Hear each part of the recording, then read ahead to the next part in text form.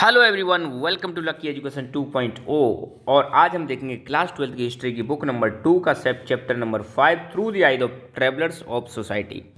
और इसमें हम लगभग 20 प्लस क्वेश्चन देखने वाले हैं, शॉर्ट क्वेश्चन देखने वाले हैं, ठीक है, जिससे थोड़ा सा अपने चैप्टर रिवाइज हो जाए और शॉर्ट क्वेश्चन में आपकी गड़बड़ी ना हो, सही से टिक करके आएँ। Specially let me tell you, ये पार्ट 1 है। और दूसरी बात, इसमें हम दो ही ट्रेवलर्स के बारे में कुछ क्वेश्चन डिस्कस करेंगे। नंबर 1 अलबरूनी और दूसरे हैं इब्न बतूता। ओके, तो शुरुआत करते हैं। पहला ही, when and where Al Biruni was born. अल बरूनी कहाँ पैदा हुआ था और कब पैदा हुआ था? तो ये पैदा हुए थे 1973 में ख्वारिज़म नाम की जगह पर, जो आज की डेट में उज्बेकिस्तान में पड़ता है। ठीक है, नेक्स्ट। अच्छा, एक क्वेश्चन मैं आपको देता हूँ। उज्बेकिस्तान की कैपिटल आपको कमेंट करके बतानी है। उज्बेकिस्तान की कैपिटल क्या है, कमेंट करके बताना है। अल बरूनी को गजनी कौन लेके आया था? तो अल बरूनी को गजनी लेके आया था सुल्तान महमूद। गजनी कहाँ पड़ता है? गजनी अफगानिस्तान पड़ता है, ये चीज़ ध्यान रखना है ना। When did Alberuni reach Ghazni? Alberuni Ghazni कब पहुंचे? 1017 एडी में पहुंचे थे। ठीक है। Which book was written by Alberuni? बहुत इंपॉर्टेंट क्वेश्चन है। अलबरूनी के द्वारा कौन सी किताब लिखी गई थी? उस किताब का नाम है किताब उल हिंद। किताब उल हिंद। दूसरी बात, किस भाषा में लिखी गई थी? अरेबिक लैंग्वेज में लिखी गई थी। कितने चैप्टर्स में डिवाइडेड है? 80 चैप्टर्स में डिवाइडेड है। ये चीज़ आप ध्यान रखना। किताब ul Hind Arabic language 80 chapters में डिवाइडेड है, याद रखना। विच kind of text did Al-Biruni translated? Al-Biruni ने कौन कौन सी किताबों को या टेक्स्ट को ट्रांसलेट किया था अरेबिक भाषा में? तो उसने बहुत सारे टेक्स्ट को किया था। स्पेशली इसमें दे रखा है, जैसे पतंजलि का वर्क था ग्रामर पर, उसको इन्होंने अरेबिक भाषा में ट्रांसलेट कर दिया। अरेबिक मतलब अरबी, अरेबिक को हिंदी में क्या बोलते हैं? अरबी भाषा में ट्रांसलेट कर दिया। अच्छा, अब आते हैं हम इब्न बतूता। अब सारी डिटेल किसकी है? Ibn Battuta. इब्न बतूता पहली बात तो कहाँ इनका जन्म हुआ था? तो टेंजियर नाम की जगह पर, जो एक मोरक्को का शहर है। मोरक्को एक कंट्री है, let me tell you. Morocco एक क्या है? कंट्री है। कहाँ पड़ता है ये? अफ्रीका में पड़ता है। अफ्रीका। अफ्रीका में भी किधर पड़ता है? नॉर्थ की साइड में पड़ता है। चलो, अब आपके लिए मैं एक क्वेश्चन देता हूँ आपको। चलो, इससे आपकी ज्योग्राफी का भी रिवीजन हो जाएगा। आपको कमेंट करके बताना है कि मोरक्को के आसपास कौन कौन से देश हैं, वो आपको कमेंट करके बताना है। प्लस मोरक्को के पास सी कौन कौन से हैं, ये भी बताना है। ओशियन और सी कौन से हैं, वो भी आपको कमेंट करके बताना है। इससे आपकी और कैपेसिटी इंप्रूव होगी।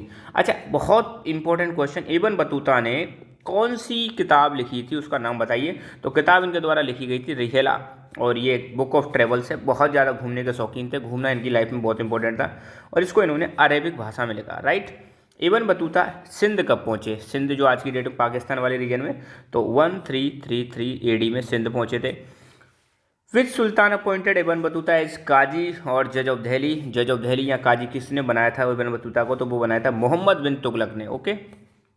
What was the Ibn Battuta observation about the female slaves in the sub continent? Ibn Battuta ने जो महिला स्लेव हुआ करती थी, महिला दासी हुआ करती थी, उनके बारे में उन्होंने क्या ऑब्जर्वेशन किया? उन्होंने ऑब्जर्वेशन किया कि ये जो महिला स्लेव थी इंडिया में, सब कॉन्टिनेंट की, मतलब यहाँ पे इंडिया की बात कर रहे हैं कि इंडिया में आके इन्होंने महिला स्लेवों के बारे में क्या बताया।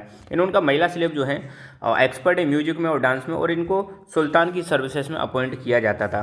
Name the traveller, foreign traveller who was appointed as काजी और जज ऑफ दिल्ली बाई मोहम्मद बिन तुगलक। ऐसे भी क्वेश्चन आ सकता है। तो उस फॉरेन ट्रेवलर का नाम बताओ जिसको काजी बना दिया गया था मोहम्मद बिन तुगलक के द्वारा। तो ये है Ibn Battuta. Okay.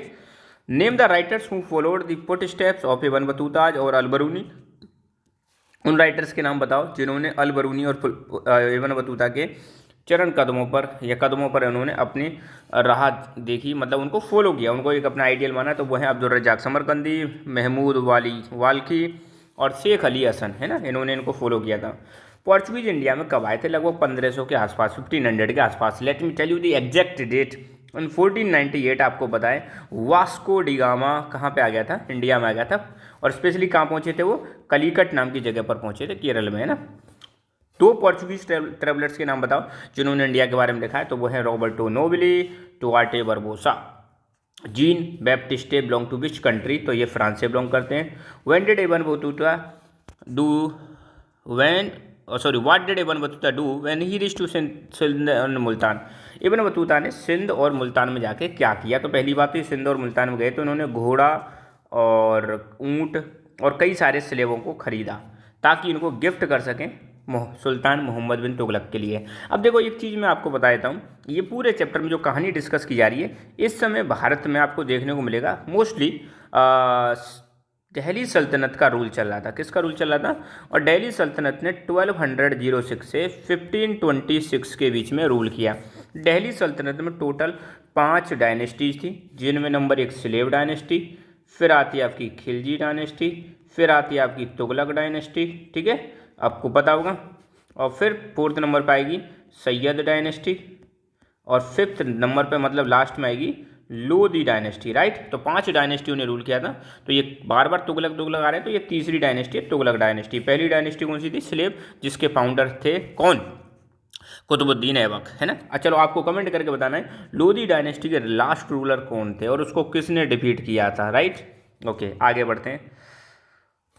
What did Ibn Battuta think slaves were why did Ibn Battuta think slaves were important? Ibn Battuta को क्यों लगता था कि स्लेव्स बहुत ज़्यादा जरूरी हैं? क्योंकि इनका डोमेस्टिक लेबर की तरह इनका इस्तेमाल किया जाता था, इसलिए कहते थे कि यार हाँ स्लेव्स होने चाहिए डोमेस्टिक घर में काम करने के लिए ना।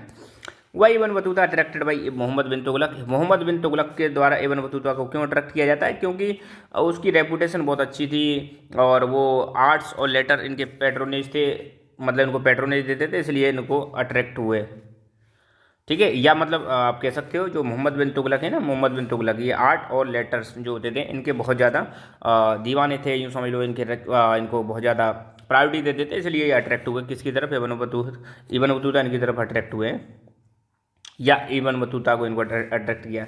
इन real life the system was not quite as rigid. This statement is contradictory to whose caste system? Identify the person related to this statement है। तो ये स्टेटमेंट पहली बात तो अलबरूनी ने दिया था। किसके बारे में दिया था? इंडियन कास्ट सिस्टम के बारे में दिया था।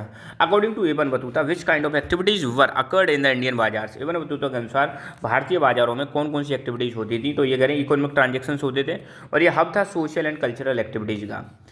अल बरूनी ने भारतीय समाज को कितने भागों में बांटा? तो इन्होंने 4 भागों में बांटा, ठीक है। तो आज के लेक्चर में बस हम इतने ही क्वेश्चन डिस्कस करेंगे।